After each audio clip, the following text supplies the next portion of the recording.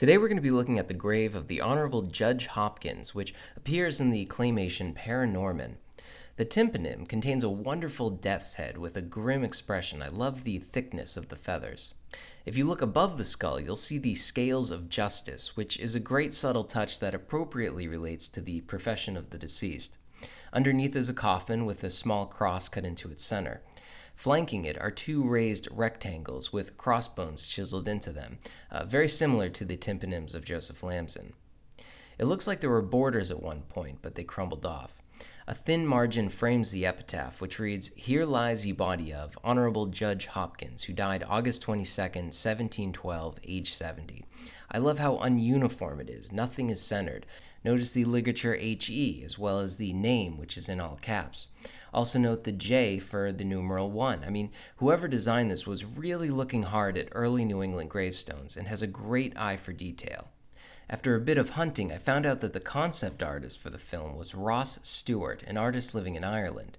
If you go to his website, you can look at a lot of his drawings that inspired the entire look and feel of the film. Here we see the drawing for Judge Hopkins, which is identical to the final prop they fabricated. These are sketches for the other 6 victims of the witch's curse, although you really can only see 1 or 2 of them in the film.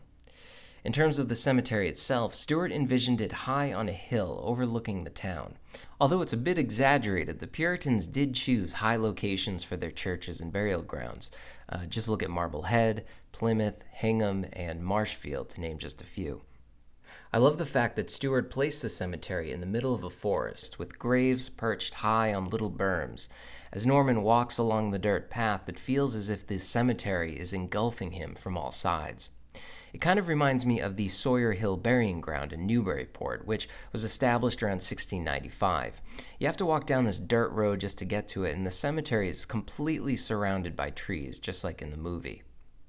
When Norman reaches the back of the cemetery, he descends down a steep path, which leads to a section reserved for the 7 victims of the witch's curse, indicated by this stone. A photograph of Norman's uncle's desk showed how it originally looked before it was completely overgrown with weeds. The headstones in this section are arranged in a circular formation.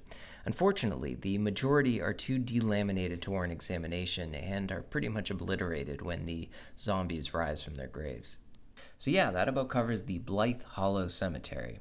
If you want to support my Patreon, I'll put a link in the description below, and be sure to like and subscribe if you can. Happy Halloween.